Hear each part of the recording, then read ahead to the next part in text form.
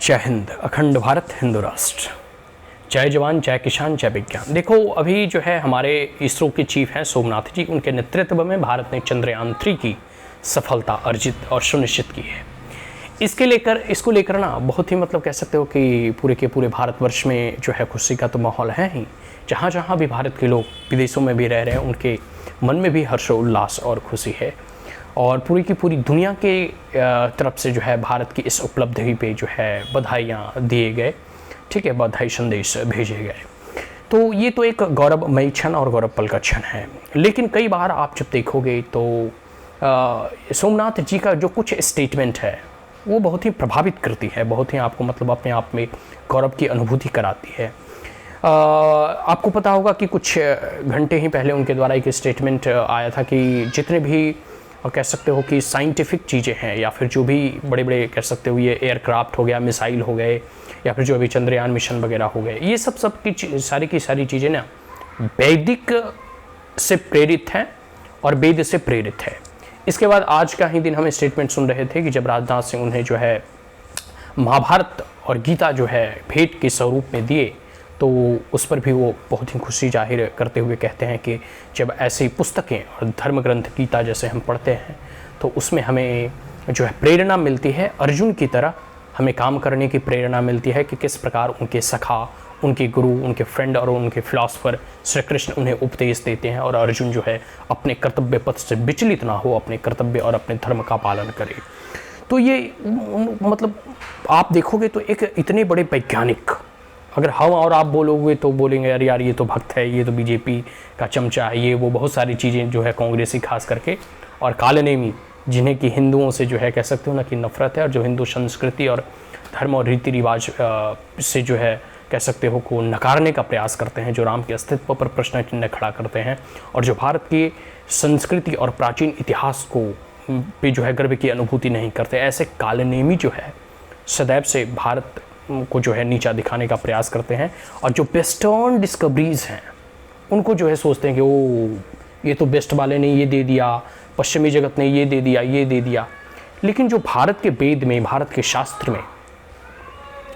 जितने भी साइंटिफिक चीज़ें हैं, आपको पता होगा कि एक दो पंक्तियां आप लोग जो है अक्सर सुना करते थे कि जब जीरो दिया मेरे भारत ने दुनिया को तब गिनती आई, तारों की भाषा भारत ने दुनिया को पहले सिखलाई, देताना दशमलव भारत तो ये चांद पे जाना मुश्किल था, धरती और चांद की दूरी का अंदाज लगाना मुश्किल था, सभ्यता जहाँ पहले आई, जन्मी जहाँ पहले कला, मेरा भारत तो भारत है जिसके पीछे संसार चला। तो हम तो उस भारत के लोग हैं जहाँ से जीरो का जन्म हुआ। जीरो कह सकते हो कि सर्वप्रथम विश्व को अगर किसी ने जीरो दिया, शून्य दिया तो वह भारत है, किसी ने दशमलव दिया तो वह भारत है, और इसी से हम आज चंद्रमा की दूरी को माप भी सकते हैं और चंद्रमा तक पहुँच भी सकते हैं।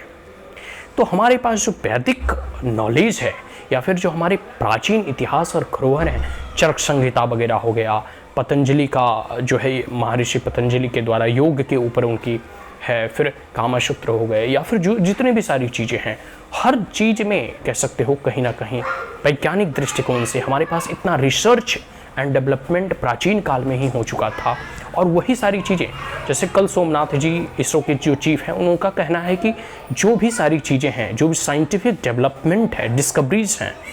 वो सारे के सारे वेद से हैं, और वही जो है हमें सिर्फ और सिर्फ उसका ट्रांसफॉर्मेशन करके कह दिया जाता है कि यह वेस्टर्न डिस्कवरीज हैं। जबकि अगर हम पूरे के पूरे उस वैदिक शास्त्रों का अध्ययन करें तो पाएंगे कि बहुत सारे ऐसे डिस्कवरी ऑलरेडी जो कोई नहीं जानता था, जैसे प्राचीन काल में ऑपरेशन वगैरह हो गए, वो चरक संहिता में वर्णन है,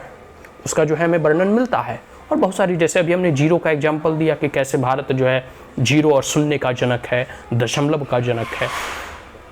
तो भारत के प्राचीन इतिहास या भारत की प्राचीन जितने भी ग्रंथ हैं उसमें बहुत सारी ऐसी चीज़ें हैं जिनके बारे में हमें मालूम नहीं है, और जब अंग्रेज आए उन्हीं चीज़ों का अध्ययन किया तो आप देखोगे उन लोगों ने कितने बड़े बड़े डिस्कवरीज किए। तो वो डिस्कवरीज उनके नहीं थे, वो इन्वेंशन उनके नहीं थे, बल्कि वो इन्वेंशन भारत के थे, और भारत से उन्होंने वो चुरा कर ले गए, ठीक है। और फिर जो है पूरी दुनिया के सामने कहते हैं कि हमने तो ये डिस्कवरी कर लिया, हमने तो इस चीज़ को खोज लिया। तो जितने भी खगोल शास्त्र हैं, एस्ट्रोनॉमी है, एस्ट्रोलॉजी है, आप देखोगे कि आज के 200-400 साल पहले जब टेलीस्कोप वगैरह का डिस्कवरी हुआ, तब जो है वेस्टर्न और पश्चिमी जगत ने यह बता पाने में कामयाबी हासिल की कि भाई देखो पूरे ब्रह्मांड में 9 ग्रह हैं। मतलब 9 ग्रह जो है ना, कि मतलब सूर्य को लेकर फिर जैसे मरकरी, वेनस, जुपिटर, मून और प्लेटो वगैरह। मून तो खैर अर्थ का सैटेलाइट है। तो कहने का मतलब ये नवग्रह की बात जो है पूरे के पूरे ये 300-400 साल पहले वेस्टर्न जगत को पता चला, लेकिन हमारे शास्त्र और हमारे पंचांग में इन नवग्रहों और दोषों का वर्णन तो हजारों साल पुराना है। आप इसकी कल्पना करके देखो कि ना उस वक्त कोई टेलीस्कोप था, तो आखिर हमारे इस देश के लोग, हमारे इस देश के वैज्ञानिक आखिर इन सब चीज़ों के बारे में जाने कैसे? तो हमारा साइंस, हमारा विज्ञान इतना बृहद था, हम इसमें इतने पारंगत थे कि जिसकी आप कल्पना नहीं कर सकते हो। और ये भाई बात अगर हम बोल रहे हैं तो आपको लग सकता है कि भाई ये तो बीजेपी का है, तो ये अपने धर्म और संस्कृति का प्रचार प्रसार करेगा ही। लेकिन यही बातें आप जो है इसरो के चीफ, जिन्होंने अपनी कामयाबी का डंका पूरी दुनिया में बजाया चंद्रयान मिशन सक्सेसफुल हो जाने के बाद, वो अगर ये बातें कह रहे हैं तो आपको कहीं ना कहीं इसको मानना ही होगा। फिर आप रामानुजम के ऊपर एक जो है ना मूवी बनी थी, या फिर साउथ में भी बहुत सारे एक्टर थे जो इनके ऊपर जो है अपनी मूवी बनाए, तो उन्होंने देखो कि कैसे रामानुजम को जब कुछ चीज़ें दिमाग में आती थी तो वो मंदिर चला जाते थे, वहाँ ध्यान और साधना करते थे। अद्भुत है भाई, एक इतने बड़े गणितज्ञ और मंदिर में, माँ काली के मंदिर। आप देखो स्वामी विवेकानंद के बारे में, माँ काली के आशीर्वाद से वो कितने बड़े विद्वान हो चुके। तो ये सब सारी चीज़ें हैं। और ये मतलब मैं तो खैर मैथ्स और साइंस रामानुजम का एग्जाम्पल इसने दिया, इसलिए दिया, और अभी इसरो चीफ जो है सोमनाथ जी का एग्जाम्पल इसने दिया। वो वेद से प्रेरणा लेते हैं, और इसलिए हम भारत सरकार से अपील करते हैं कि भारत के करिकुलम में मैकुले की शिक्षा पद्धति को अब हटाकर मैकुले की शिक्षा प्रणाली को अब तितांजलि देकर अब समय आ गया है कि वैदिक शिक्षा प्रणाली को भारत के स्कूल सिलेबस और पाठ्यक्रमों में शामिल किया जाए, ताकि भारत के जो भी प्राचीन हमारा गौरवशाली इतिहास रहा है, गौरवशाली हमारे जो कह सकते हो धार्मिक ग्रंथ हैं, इन सभी चीज़ों की जो अंदर जितने भी रिसर्च एंड डेवलपमेंट हैं, ये लोगों के सामने आ सके और भारत पुनः विश्वगुरु बन सके, भारत पुनः इतिहास की तरह भविष्य भी भारत का गौरवशाली होगा।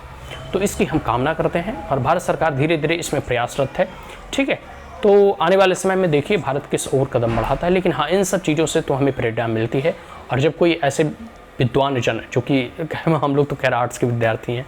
लेकिन जो अगर साइंस से व्यक्ति और जिन्होंने चंद्रमा पर अपना छाप छोड़ा हो, अगर वह यह बातें बोल रहा हो, तो उससे हमें प्रेरणा और प्रभावित वो हमें ज़रूर करती हैं। तो आप लोग भी जो है सोमनाथ जी को सुने, बहुत ही अच्छे व्यक्ति हैं, मतलब अद्भुत व्यक्ति हैं। हम तो मतलब कह सकते हो ये इनका मतलब मेरे दृष्टिकोण में आज तक तो हम इन्हें नहीं जानते थे, लेकिन चंद्रयान 3 के बाद ही हम लोग अक्सर जो है जान पाए। और इनकी सफलता और इनके परिश्रम और इनके अथक प्रयास की हम बहुत सराहना करते हैं। इसी प्रकार हमारे देश के वैज्ञानिक अगर देश के लिए और विज्ञान के लिए जो है अथक प्रयास करते रहे, तो भारत जो है विश्वगुरु जल्द ही बनेगा। और सिर्फ हम स्पिरिचुअली ही नहीं, साइंटिफिक तौर पे वैज्ञानिक दृष्टिकोण से भी हम विश्व के अग्रणी जो है देशों और राष्ट्रों में शामिल हो जाएंगे। आज के लिए इतना ही। जय हिंद, जय मां भारती, जय हिंद।